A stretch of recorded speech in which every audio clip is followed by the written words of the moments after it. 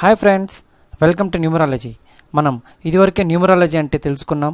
మరి ఈరోజు 7వ తేదీ పుట్టిన వారి లక్షణాలు, ఇంకా వాళ్ళు ఎలా ఉంటారు, ఏమి చేస్తే బాగుంటుందో మనం ఈరోజు తెలుసుకుంటాం. ఫ్రెండ్స్, సబ్స్క్రైబ్ చేయడం మర్చిపోవద్దండి. మీరు సబ్స్క్రైబ్ చేసుకుంటేనే నా మరిన్ని అప్డేట్స్ మీకు అందుతాయి.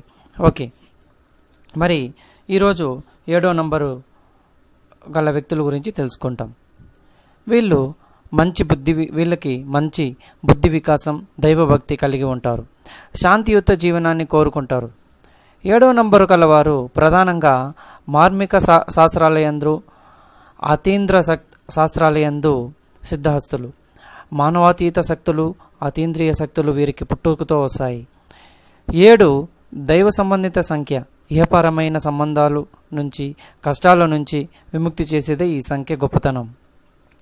7వ నంబరు సప్తవర్ణాలు, సప్త స్వరాలు, సప్తగిరులను, సప్త పురుషులను, సప్త మాతృకలను తెలియజేస్తుంది. 7వ నంబర్ వ్యక్తులు సంపదను వృద్ధి చేసుకోవటానికి ఆసక్తి చూపించరు. వీరు ఇతరుల నుంచి తీసుకున్న దానికన్నా ఎక్కువ ఇస్తారు.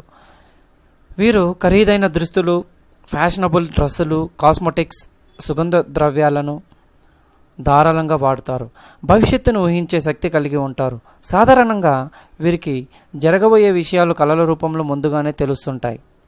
వీళ్ళు నివికాదళం, ఓవర్సీస్, ట్రేడ్, ఇరిగేషన్, వ్యవసాయ వృత్తులలో ఉంటారు. వీరిలో మంచి నర్సులు, డాక్టర్లు, డ్రగిస్ట్స్, కెమిస్ట్, పురోహితులు, జ్యోతిష్యులు కూడా ఉంటారు.